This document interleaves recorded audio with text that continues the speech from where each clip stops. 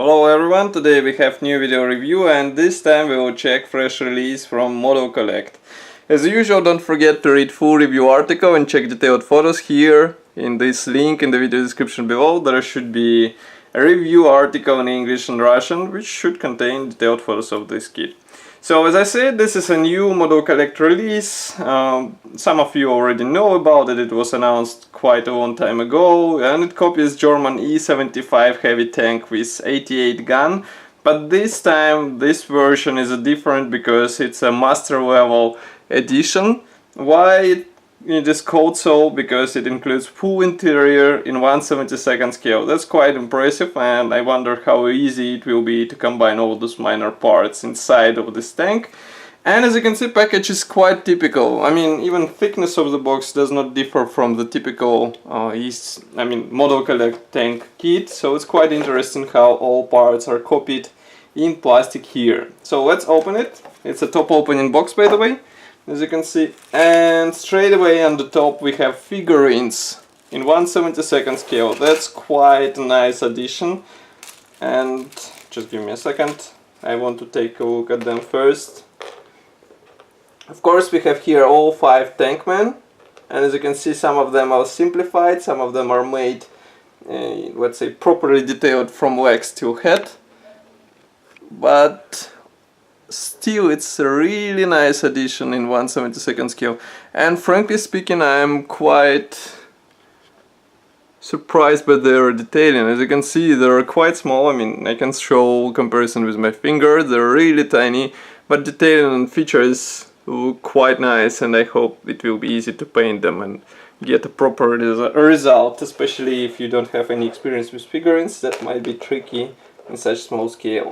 Okay, so 5 figurines, don't forget. Next we have first sprue, which is not packed anywhere, and straight away I can say that it is designed for interior parts. As you can see here, we have main plate.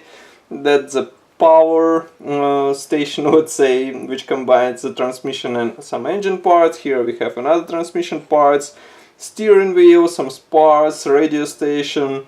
All those parts are included here, and let's take a closer look at them so that you can see them closer.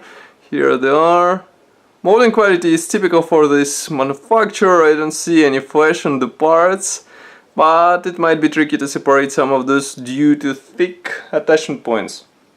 I mean, Modelcollect is quite famous for this feature, so I hope in the next, let's say, fresh releases we will see better connection points which will be easier to cut through.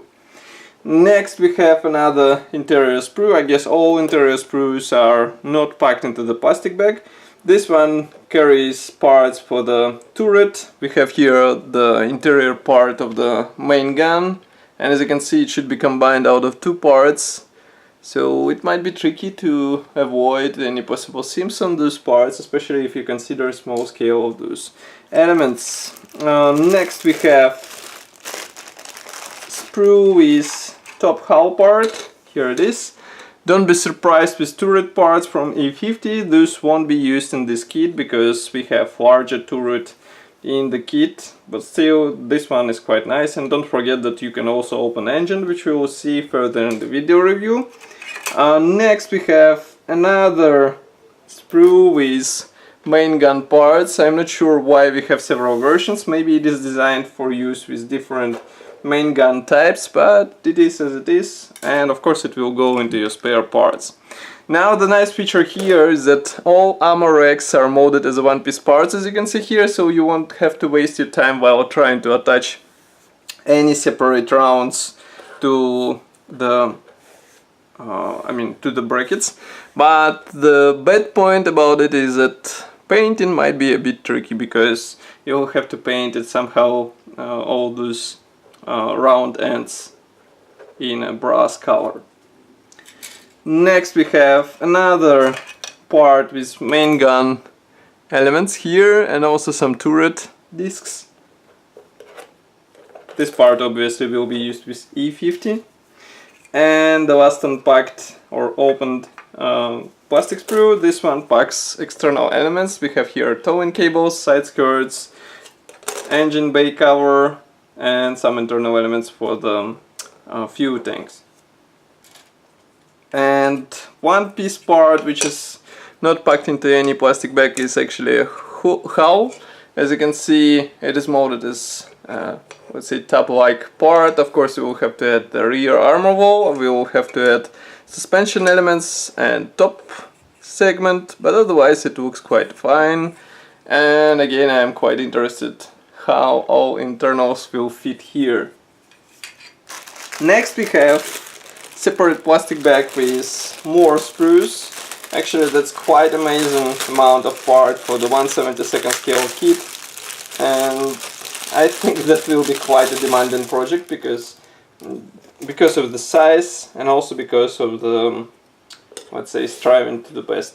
So here you can see parts of the turret. This one, the bigger one, will be used for E-75. Of course, we have separate hatches. This is a rear armor wall. Here it is. Exhaust here are molded separately. And by the way, this weight won't be used in this version because, as you remember, we have interior version, so it will be quite unusual to have weight or counterbalance in the turret which copies real vehicle, let's say. Here we have sprue with parts for the engine section. Those come even in simple version of E-75, so there is nothing special for those who already assembled this kit, but still it's quite a nice bonus to have. And I saw some assembled models with really nice detailing of those, so if you spend time on weathering and painting, you can get a really nice result out of those. And I guess it should be easy to assemble them, even though there are no position pins inside, but it's not that difficult. Then we have two absolutely identical plastic sprues for suspension parts, so I will show only one. Of course, here we have the metal wheels and some of the external elements like spare tracks, exhausts, exhaust cover, drive sprocket, which should be assembled out of two halves. All those parts are present here, and they look quite nice, even though those drive sprockets might be tricky to separate. As you can see, these attachment points are placed exactly between the teeth. Next we have another pair of the sprues. As you can see, those are plastic tracks, and that's quite nice to see the plastic tracks featured in this kit, not the vinyl parts as it was in the previous versions with FAL 1 era in Torture. And as you can see, those parts should be easier to assemble, easier to install, and of course easier to paint and weather, so it's a definite advantage of this kit. Next we have plastic bag with metal bonuses, and it won't be a Modelcollect kit if you won't have any of them. So we have a metal barrel, don't forget that it copies 88 gun, and of course such parts should be more impressive looking element on the finished tank in 1/72 scale. And of course we have those typical PE threads which usually come with E-75 kits from Modelcollect, so there is nothing surprising.